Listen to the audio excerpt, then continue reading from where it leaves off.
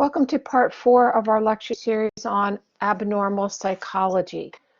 So we're starting out with mood disorders, the first being major depressive disorder. Major depressive disorder is a condition that can best be described as helpless plus hopeless. So if a person feels very helpless to overcome their problems, and they feel hopeless about the future. So those two things combined feels like depression. Depression results in a loss of pleasure in things that the person used to enjoy. They have a loss of energy, changes in sleep or an appetite. A person could overeat or undereat. They'll have a loss of sexual interest, feelings of worthlessness. They often feel guilty. They may have sleep disturbance and thoughts of suicide or actual suicide attempts or committing suicide. So now everybody gets the blues. So we get down in the dumps sometimes. That's very, very normal, especially as a result of stress or some large life change. And what distinguishes people who are just having a bad couple of days to major depression is that ability to bounce back. So people do get sad, but they come out of it, and a day or two goes by and they're back to their normal happy self. A person with major depressive disorder gets down and out and can't seem to bounce back. And for these people, medication is really advised. And an antidepressant does work on the neurotransmitters, particularly serotonin and dopamine. And the assumption is that these neurotransmitters aren't working properly, and medication can hit the reset button on them. It takes maybe 3 to 4 weeks for them to fully get effective, the medication to fully work. But once it does, people will really feel remarkably better. This medication is not a happy pill, so you can't get addicted to it. If you are not depressed, you won't feel any different at all if you take it. But if you are depressed and you can hit the reset button with the medication, it's very, very helpful. So I always suggest that people try therapy for a while, and that if it's not working, we add some kind of antidepressant medication. Now, contrasting that is bipolar disorder, where medication is basically required. It's very hard to treat this condition without medication. So bipolar depression is a mood disorder that is comprised of mood swings. So the person alternates between the depression, which we just described, and mania, which is feeling excessively elevated and elated. They're up. They're up in the clouds, and they have a decreased need for sleep, boundless energy. They often engage in risky behavior, such as driving really fast, or promiscuity, or taking drugs, or any kind of behavior that could be just considered very risky. Sometimes people get delusional in a manic state, and they might jump off a cliff thinking they can fly. So they can sometimes get to the psychotic state, and that's not always, but that is in some rare cases. They can spend money like they have, like they're millionaires, have inflated self-esteem, they feel great, and they have a couple of other symptoms called pressure of speech and flight of ideas. So pressure of speech is when a person is talking and their speech is sped up. They're talking very fast, very accelerated, and you can't even interrupt them. You can't get a word in edgewise if you're listening. Their speech is loud and emphatic, and might even be talking to themselves or just speaking out loud. Flight of ideas is when a person has this uninterrupted speech, but they're jumping from topic to topic to topic based on some kind of really loose association or play of words. And something reminds them of something, reminds them of something, reminds them of something else. And the thread of what they're trying to say gets lost because they're just jumping all over the place in the way they speak, what they're saying. Okay, again, treatment for this is really important that a person that has bipolar disorder go on medication because there's really some brain damage that happens every time a person goes through one of these cycles of being very up and then very down. They crash. What goes up must come down. So they crash and then they recover from that a little bit, but then they keep going up again. And you need medicine to help control both the depression and the mania. It's usually 2 different pills, although now I hear there's one pill that does both now, but you really do need medication to deal with this disorder. Cyclothymia is sort of like a mini bipolar. There are mood swings, but they are not as extreme or severe as in bipolar disorder. Seasonal affective disorder has the handy little acronym of SAD, S-A-D, for seasonal affective disorder. And that is depression that occurs pretty much only in the winter months or in low daylight. So if you lived in some part of the world where the days were very short, way up north, you might have this. Or in our part of the world, sometimes people are fine in the spring and summer, but once we start to get into the winter months, they get depressed. Because what happens is that sunlight triggers mood hormones. Now, there are light boxes you can buy, and you see a photo of someone here, or lamps that provide the correct wavelength of light to alleviate depression. And apparently that's just very helpful. You just have to sit there maybe half an hour a day with this light while your body can adjust the hormones. Okay, now our next topic is schizophrenia. Schizophrenia is not split personality. Okay, that schizo means split from reality. And there's a split in the functioning of the individual. So they're split from reality, and their cognition is severely impaired, and it splits into parts in a way. But it's not multiple personalities. It's one person. They know who they are. But they have a very hard time integrating all of their attentional focus into one spot. They might have, often they do have, hallucinations. So they're hearing voices, or they might be seeing things. It's usually auditory hallucinations. Delusions, meaning that they are thinking things are going on that are not. Loose associations, again, similar to a person in a manic state, what they're saying is very loosely connected. And inappropriate emotions. So a person might be laughing for no reason or crying for no reason. 1% of the population has schizophrenia. So that's 1 person out of 100 has this disorder. So it's not as rare as you might think. 1 out of 100 is common. And you see here disorders of attention, disorders of thought and language, delusions, etc. You see the list here on the slide of all of the symptoms of schizophrenia. One gentleman I worked with who had schizophrenia had some paranoia before he got into treatment, that is medical treatment. But he said that the worst thing about having schizophrenia for him was the inability to have short-term memory.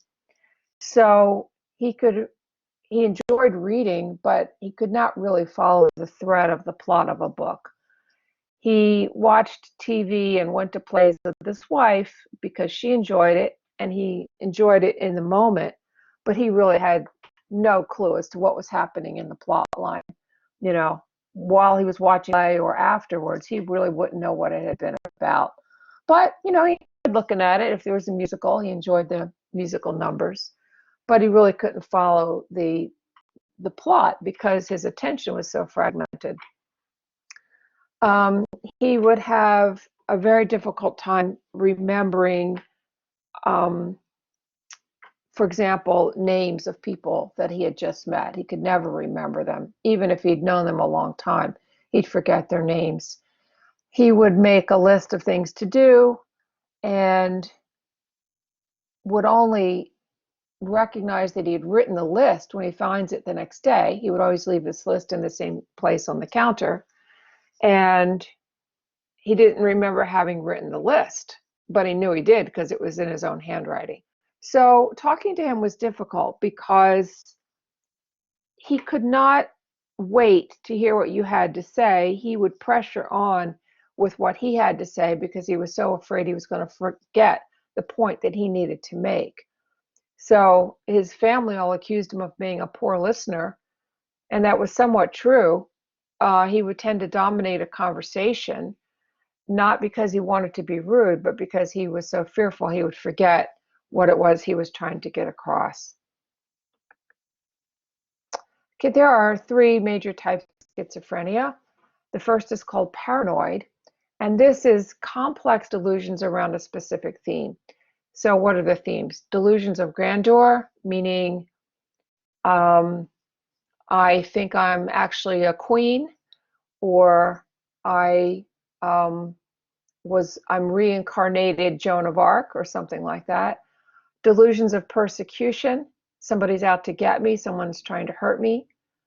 Delusions of reference, meaning people are referring to me, everybody's talking about me, which is also paranoia.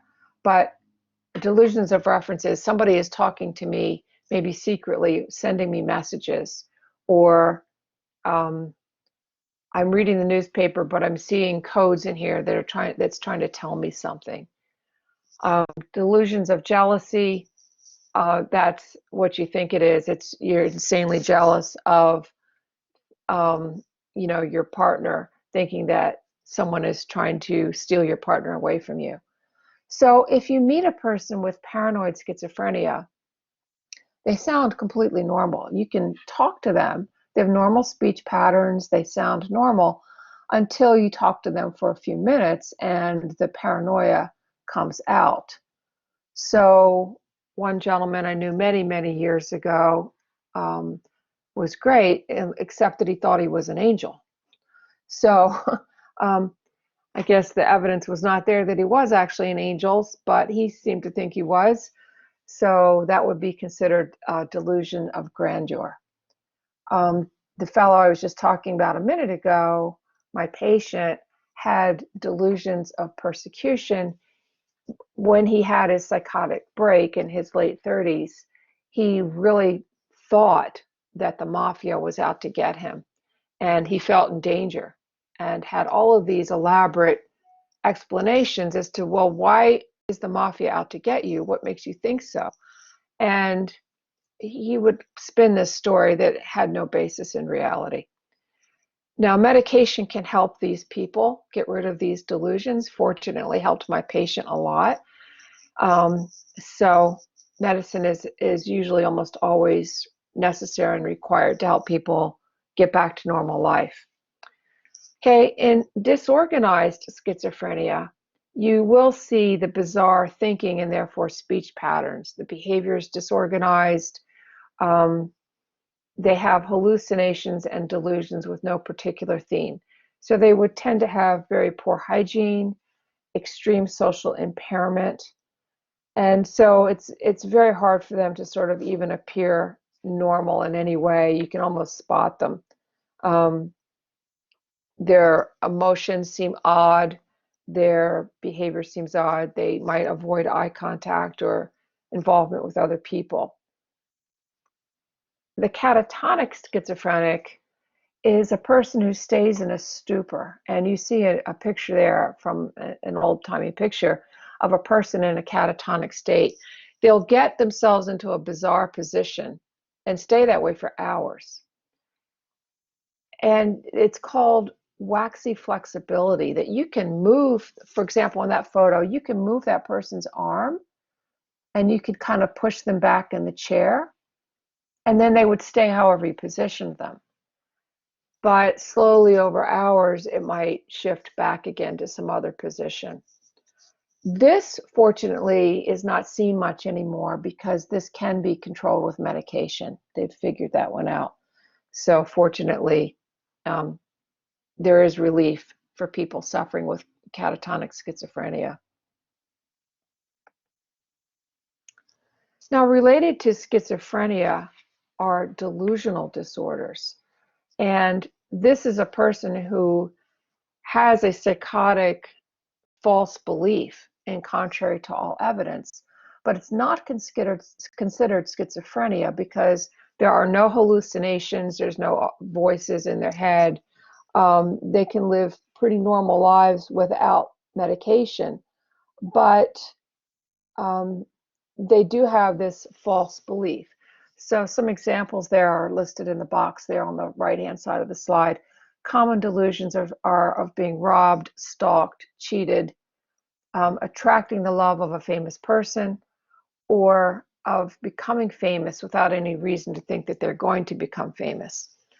I did have a patient who believed that her house was being robbed, and her husband brought her, with him to see me, and she would rant and rave about people coming into her house to steal things. So he would say, "Well, no one's stealing my things." I'd say, "Well, what is he taking of your things?" And she'd say, "I don't know." And she'd list a stamp album or some sweaters. I mean, no one's coming in to steal the electronics, which is what people usually steal if they're robbing a house, right? They look for money, jewelry, and things like computers. That's not what she was complaining about. So the husband agreed to put in cameras to catch this person, the so-called thief, coming in. And of course, there was nothing on the tape that would indicate anyone was breaking into the house.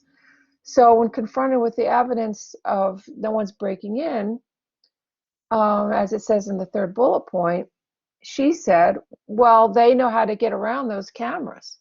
They know how to turn them off, or they know how to stay outside of the view of the camera." She even thought that maybe people were bringing garbage back into the house, because she'd say, "I put something else for the pickup, and then the next day I find it back in the house." So there was going to be no talking her out of this. I did suggest that she get some medication because I did tell her I thought she had a delusional disorder, and she refused. So how do you live with a person like that? You do it by not talking about the thing that's their delusional belief. You have to just not discuss it. And if it gets brought up, you have to somehow change the subject or end the conversation.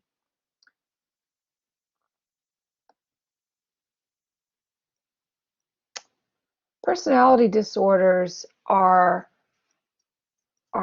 traits, personality traits that are extreme, inflexible, and self-defeating.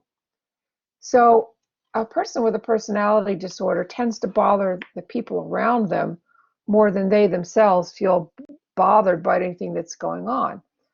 There are 7 personality disorders that are recognized by the DSM, and we'll talk about a couple of them.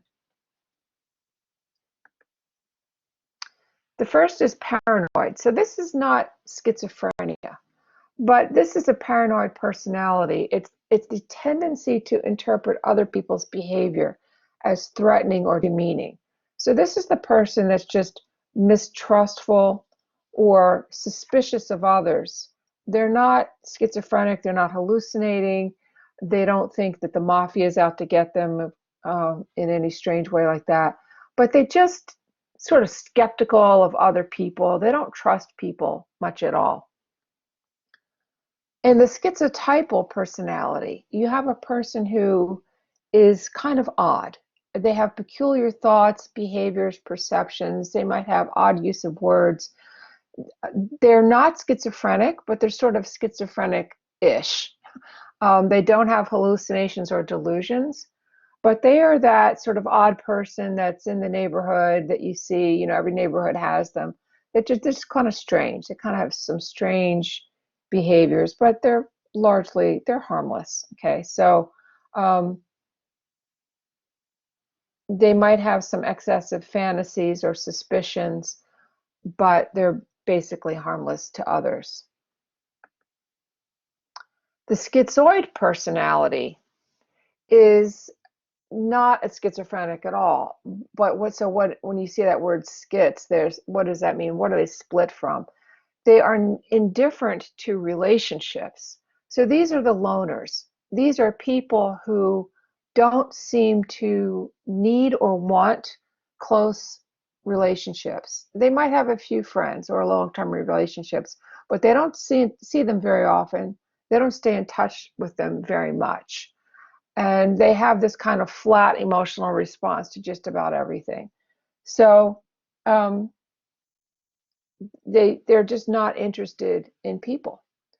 And I had a neighbor once who seemed to fit this category. I was a young graduate student, and she lived on my floor in my building.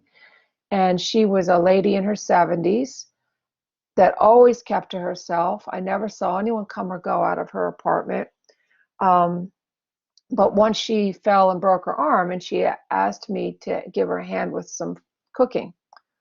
So I got to see the inside of her apartment, and there was not a photograph of anybody. Um, I asked her about where she grew up and her family, and she said, I had, I, no, she said, I have or had 5 brothers or sisters. She did not know if her family members were dead or alive, and I found that pretty strange. We don't all get along with our family members, but we usually at least know if they're dead or alive. So I think she kind of fit into that schizoid pattern. She was very much a loner, spent all day watching television, and did leave her place to go up to the store, but had very few relationships. Now, the avoidant personality that you see listed here, these people are also loners, but the difference is that they crave close relationships. They want very much to be close with other people. But they don't, because they are very fearful of criticism and rejection. So for them to make a friend, they need to feel 100% safe before they take a risk in making a friend. So that's really pretty sad because they're lonely, they're very lonely. But they won't reach out to new people unless those other new people reach out to them first. Borderline personality is one you may have heard of, because it's sort of got like a popular, um, you know, people are talking about this all the time now. A better term for it, a better name, might be emotional dysregulation.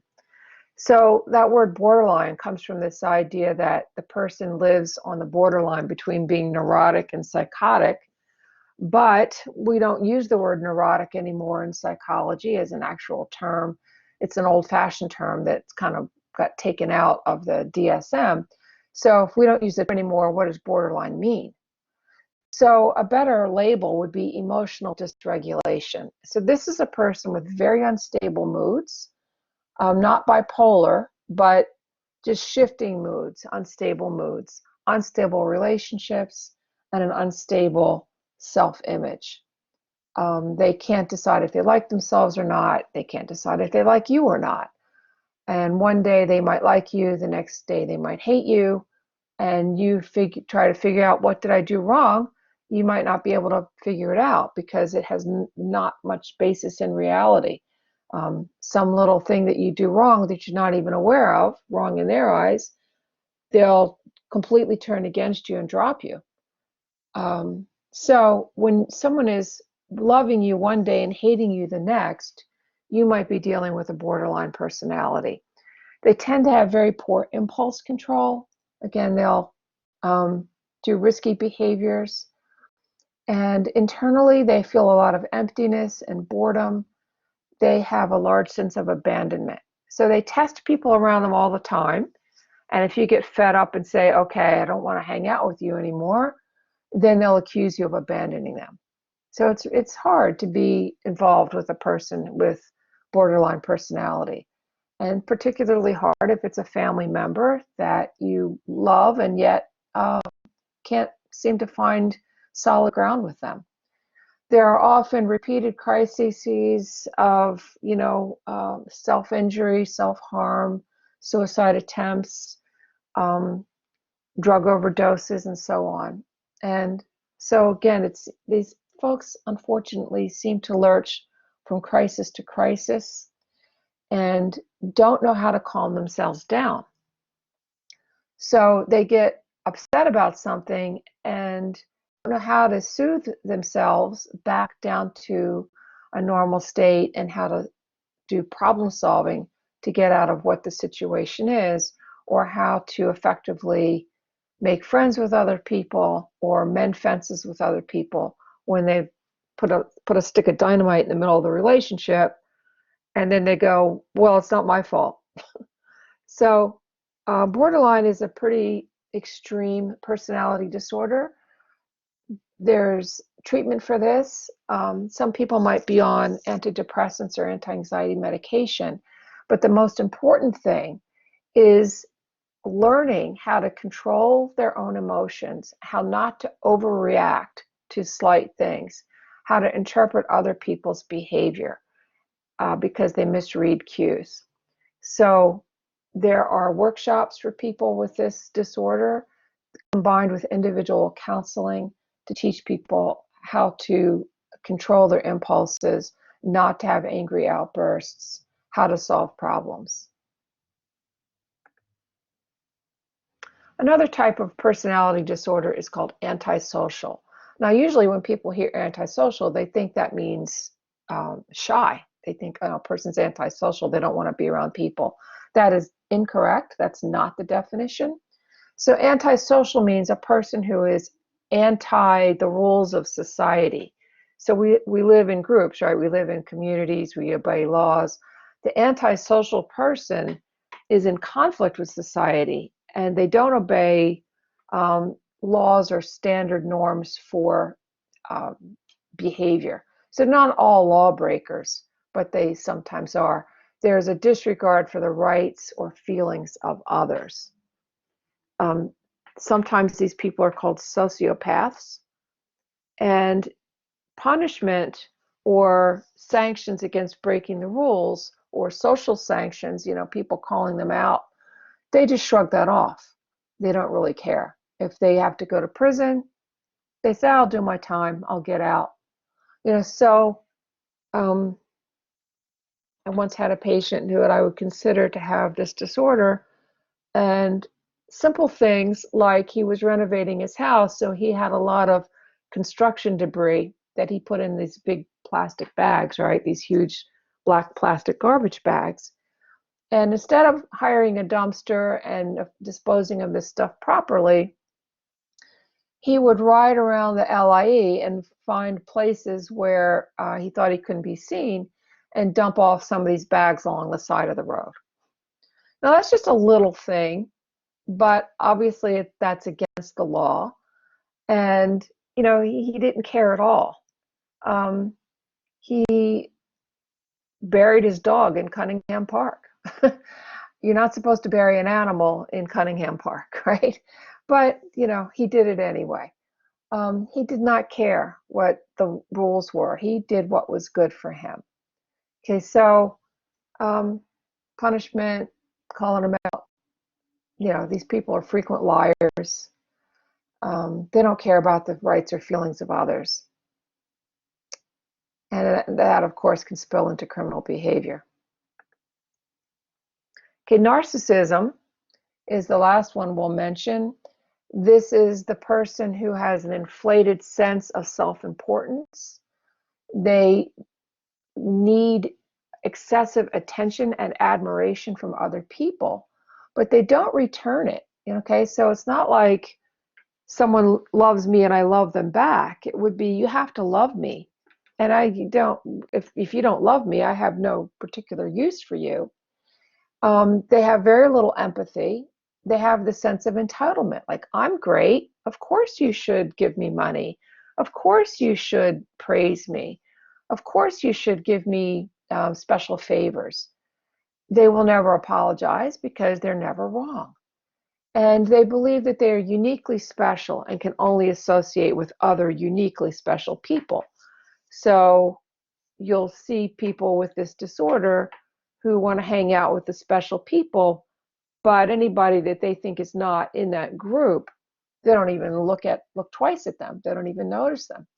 They're very easily able to exploit other people for their personal gain, and it doesn't bother them in the slightest. So you could see some overlap here with the antisocial personality. Okay, now that doesn't mean that everybody has no morals that might be antisocial or narcissistic.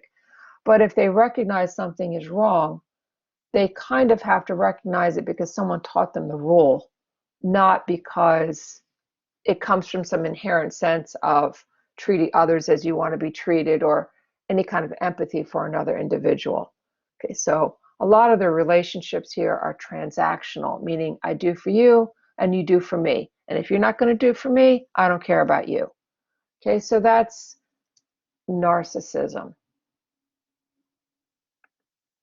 Okay, last I'd like to just remind you that in this series of lectures, you may have thought, you fit into any of these categories, whether it's anxiety or depression or anything else that we've talked about in these 4 lectures.